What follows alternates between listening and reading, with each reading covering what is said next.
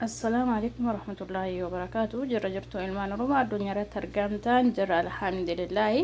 Har'allee nyaata tokko dalaguu fi nyaata kana dalaguuf waa hedduu na barbaachisa. Waan na barbaachisu tartiibaan itti naqanaa hordoftan viidiyoo kiyya seenaatii like, share, subscribe gochuudhaan na jajjabeessaan isiniin jechuu barbaada. Amma karaa hojiitti deemna. Asitti siniyaa qullaadhaa ibiddarra jira jechuudha. Zayita gubbaan itti godhadha.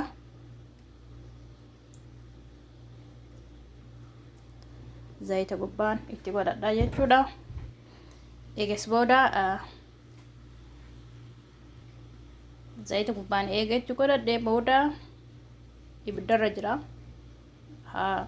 Zayitiin ho'uuf jechuudha. Haala kanaan gubbarraan shunkurtiidha. Haala kanaan cicciradhee itti naqadha.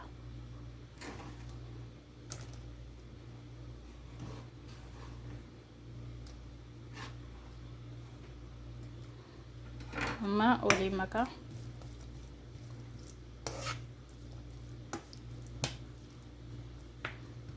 Ammas na hordofaa yoo xiqqoo shunkurtiin bifa jijjiiratte ammas waan itti naqnu hordofaa. Shunkurtii haala kanaan bilchaachuu jirti. Ammas xiqqoo shunkurtiin bilchaattu ni tura jechuudha akkanumatti.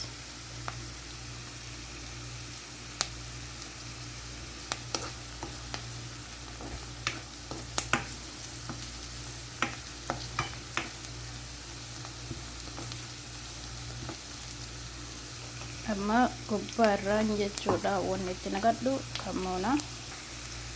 Amma gubbaatti naqadhu kammoona jechuudha.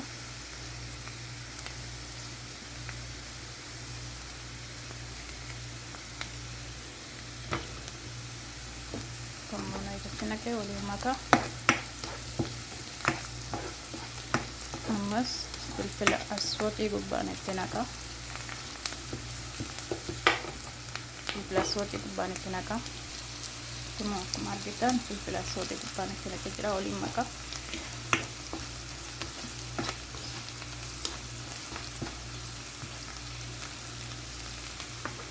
Ammas soogidda itti naqa jechuudha.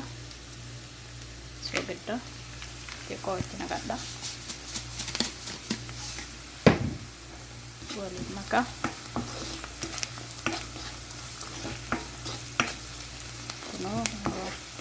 Shunkurtiileen haala kanaan bilchaatutti jira waan ta'eef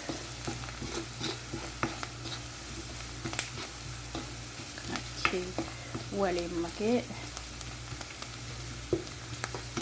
eega jedhee booda amma faasuuliyaatti naqadha jechuudha. Faasuuliyaatti naqa. Ammas nabdofa. Amma kun faasuuliyaatti naqee jira. Faasuuliyaa adigiseetiin fireezara keessa kaayaa.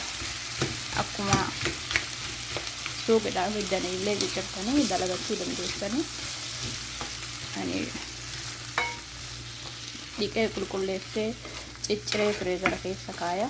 Amma achii fuudhee itti godhadhee jira. Amma kun haala kanaani bishaan ittiin godhu akkanumatti waliin makee itti qadaadee ture jechuudha.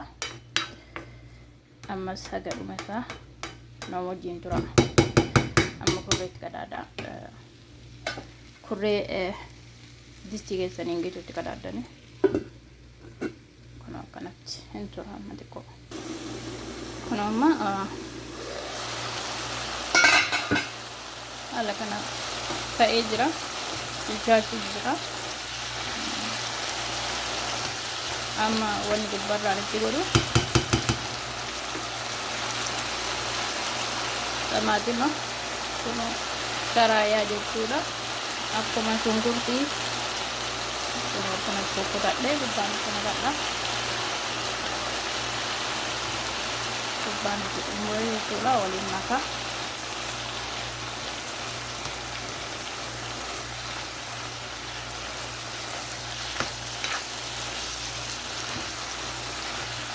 Akkanas waliin makee ammas qadaada injira ammas hordofa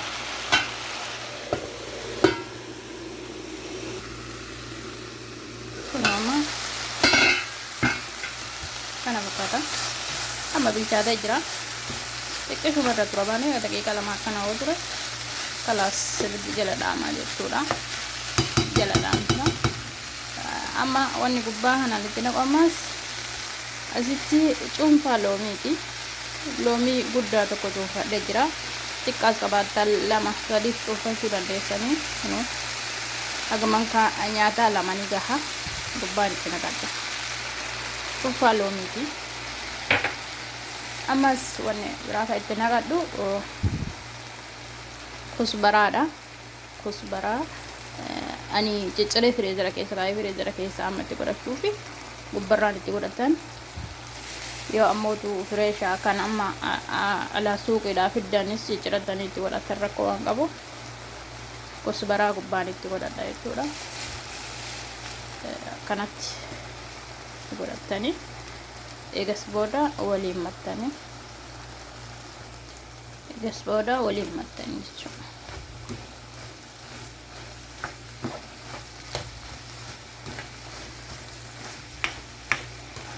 kana fakkaata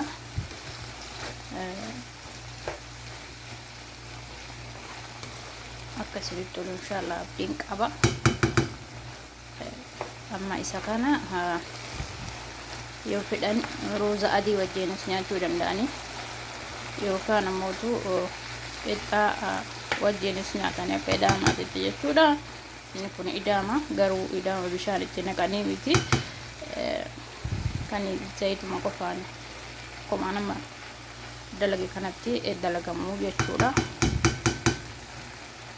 akkasii inshaallah akkasiin tura abdiin qaba kana fakkaata nyaanni guyyaa dalaguu fi jedhe faasuliyaa bizayti jedhama faasuliyaa bizayti jedhan afaan biyya kanaatiin idaama sun taane faasuliyaa bizayti jedhan faasuliyaa bizayti jechuun wama inni zaytii qofaan hojjetamuu fi bishaan ittiin dabalamne akkuma nama hojjedhe kanatti waan hojjetuuf faasuliyaa bizayti jedhan jechuudha faasuliyaa naashifas jechuun ni danda'ama warri akkas jedha warri jechuun biyya arabaa akkas jedhanii faasuliyaa naashif jedhanii bizayti yani naashif ka bishaan hin qabne haala kanaan jechuudha akkasinitti tola abdiin qaba inshaallah bakkuma jirtanitti nagaa har'aama tarbii keessanaa jiraadha assalaamu alaykum warahmatullaahi wabarakaatuh galatooma viidiyoo keessanaati ilaalaa share like subscribe godhuudhaan na jajjabeessan isin jedha oromummaan dhiigaa nuti dhiiga tokko olaa jajjabeessuun